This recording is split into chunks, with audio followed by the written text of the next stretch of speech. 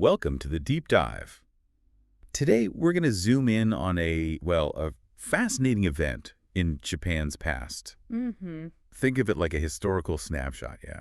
A way to maybe understand a bit more about the country just by looking closely at one particular incident. Right. Even if you've, never really studied Japanese history, this should give you a really interesting glimpse, I think. Absolutely. Often when we think about history, it's all about the big sweeping changes. The big picture. But sometimes, yeah, just focusing on one single event can be like finding a key, It unlocks a much deeper understanding of a specific time and place. Okay, so what's the event we're looking at today? We're talking about the Bar Mecca murder incident. Bar Mecca. And it happened in Tokyo, July 1953. That's the one. Our main source for this, just so everyone knows, is the Japanese Wikipedia entry. Now, the entry itself, it does mention it could use some more citations, fair enough. Yeah, that's important to note. But it gives us a pretty solid set of facts to work with and just kind of explore what happened. Exactly. It's always good to keep in mind where info comes from, but, for our deep dive today, this source gives us a really clear outline of the events. So our mission today is, pretty straightforward, really. We want to understand the basic details of this crime and maybe figure out why it might have grabbed so much attention from the public in Japan, right after World War II. Yeah, what made it resonate? Exactly. And we want to do this in a way that makes sense, even if you don't have any background in Japanese history or society. Okay, so let's unpack this. Where does the story actually begin? Well, the discovery itself was pretty dramatic. Imagine this. Yeah. It's July 27th, 1953, broad daylight. Okay. And we're at this bar in Tokyo called Bar Mecca. It's in the Shimbashi area.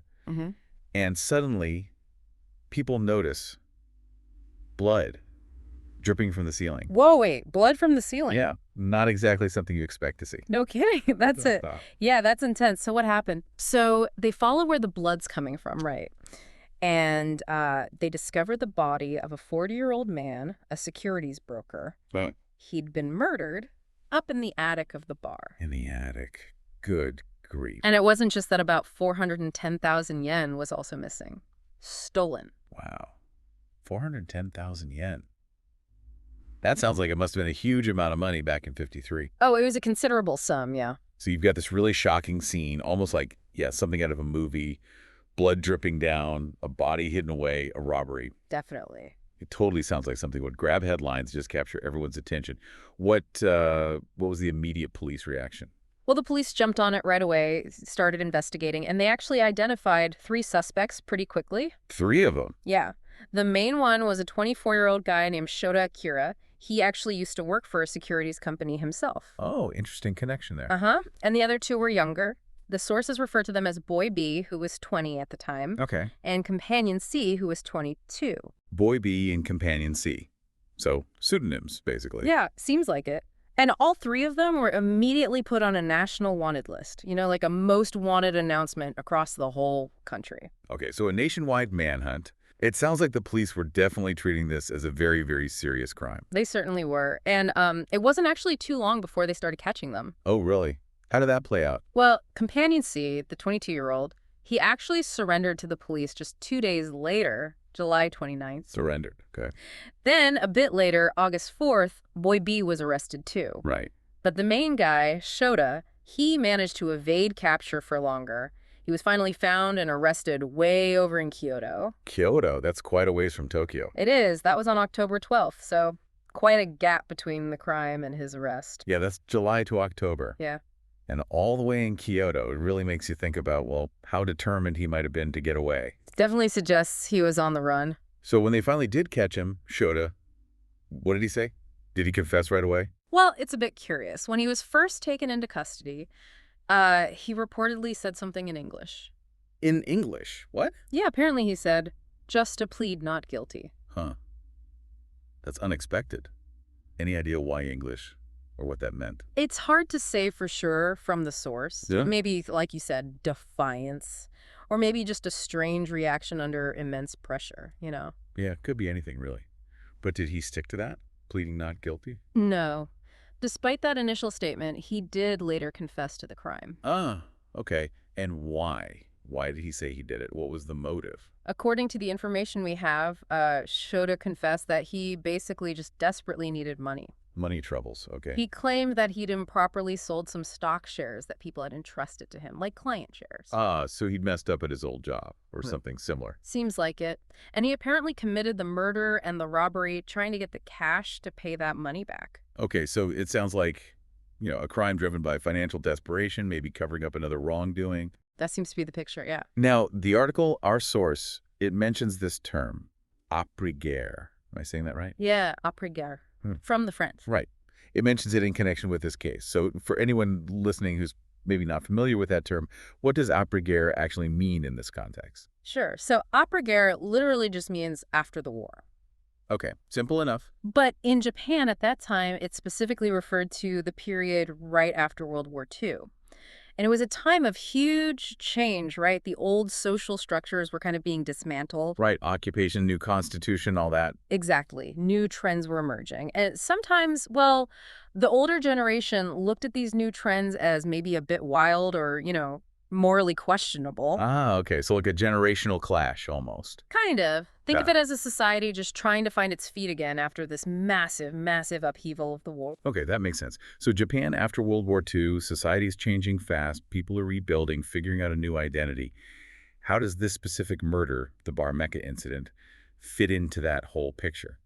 The article says the media used this après-guerre label. Yeah, and that's a really key point here. The media really latched onto the details of Shoda's life. How so? Well, he was portrayed as someone who lived, extravagantly. He was described as having lots of relationships, using a stimulant drug called Hirpon. Hirpon, what was that? It was a type of methamphetamine, actually a pretty significant problem in Japan in the post-war years. Yeah. Okay, so drug use too. Yeah.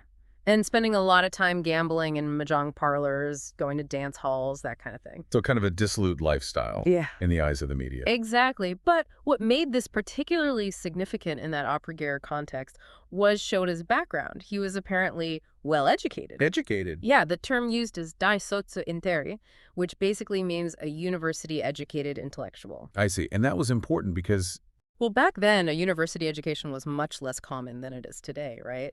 It often meant higher social standing, certain expectations. Right, like you should be a pillar of society or something. Sort of, yeah. So the media used his involvement in this really brutal crime, seemingly fueled by all these, vices.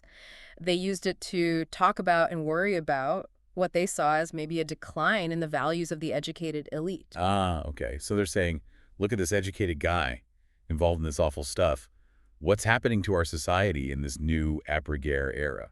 That's pretty much it. It wasn't just a murder story. It became, like you said earlier, a symbol, or at least a focal point for these broader anxieties people had about where Japan was heading after the war.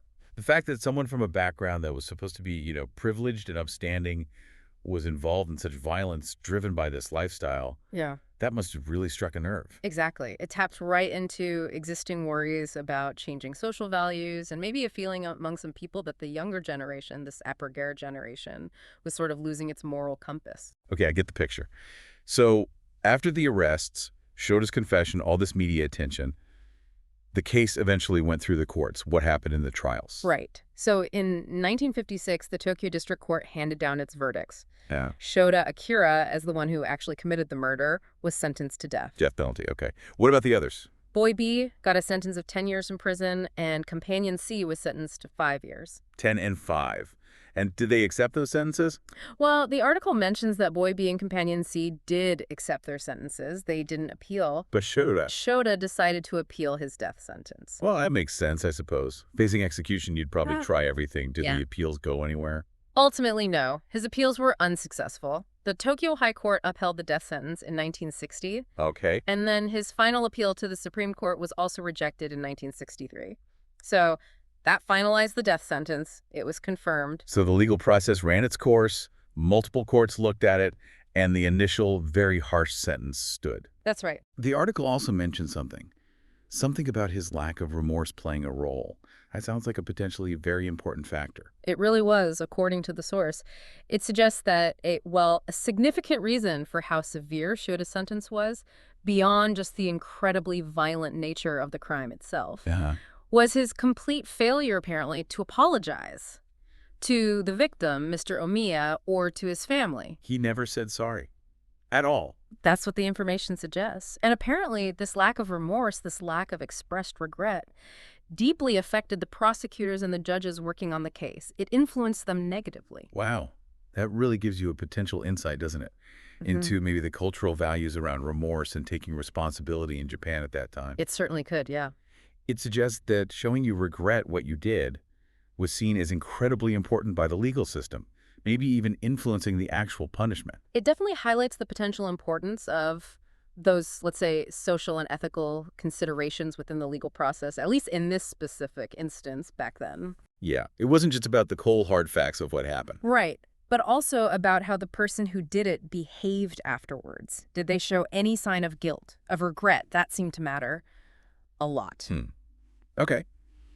Now, even though he was, facing a death sentence, going through all these appeals, the article mentioned something else quite surprising. He started writing novels while in prison. Yeah, isn't that something? It is quite unexpected. It definitely adds another layer to him, doesn't it? Here's this man convicted of this brutal murder, showed apparently no remorse according to the courts, yet he finds this outlet expressing himself through writing fiction while he's incarcerated, waiting on death row eventually. It makes you wonder, what did he write about? What motivated him? It certainly paints a more complex picture than just, evil criminal. It really does, a complicated figure. And the last piece of information we have is when the sentence was finally carried out. Yes. Shoda Akira was executed on December 9th, 1969. 1969, so quite a long time after the crime in 53. 16 years later, yeah. He was 40 years old when he was executed. 40 years old. Same age as his victim when he was killed. That's true. Hadn't made that connection. Okay, so just to kind of recap the whole Bar Mecca murder incident for everyone listening. We had this really shocking crime discovered, blood from the ceiling in a Tokyo bar. Yeah, dramatic start. Then a nationwide hunt for the suspects, Shoda and the two younger men. Shoda's eventual confession, saying he did it because he needed money, maybe to cover up stock dealing. Right, the financial desperation motive. Then there was the whole media frenzy, connecting it to the anxieties of post-war Japan, labeling it part of that après-guerre period, focusing on Shoda's background and lifestyle. The societal context here. And the legal process, ending with that death sentence for Shoda, which is apparently influenced partly by his lack of expressed remorse. The significance of apology or lack thereof. His surprising turn to writing novels while in prison. The unexpected detail, yeah. And finally, his execution in 1969.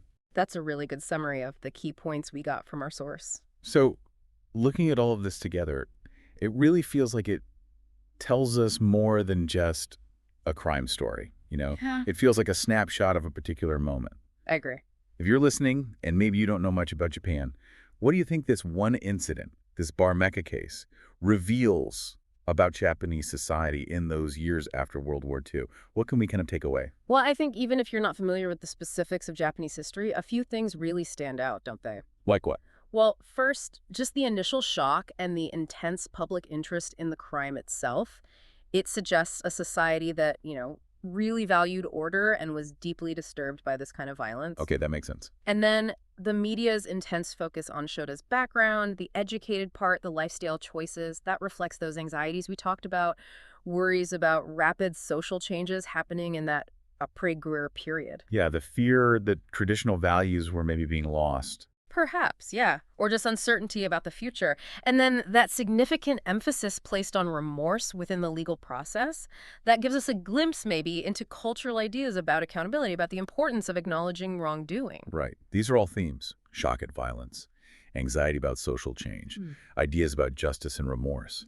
These are things that can resonate even if you're from a totally different cultural background, right? Absolutely. That's a really good point. Even if the specifics of post-war Japan are completely new to you, those core elements, a shocking crime, a flawed individual, a society grappling with change, how a justice system works, these are things people everywhere can sort of understand and relate to. Yeah. And this particular event, the Bar Mecca incident, even if it's not maybe super famous outside of Japan, it provides a really powerful, really dramatic way to understand some of these bigger themes in a very specific time and place.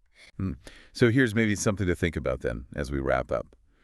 Considering how much the media focused on Shoda's background, his education, his lifestyle, and how much his apparent lack of remorse seemed to influence his final sentence, What does this incident suggest to you about the values and the concerns that were maybe particularly important, particularly sensitive in Japan at that specific time? That's a great question. And maybe, more broadly, how do we see similar things today?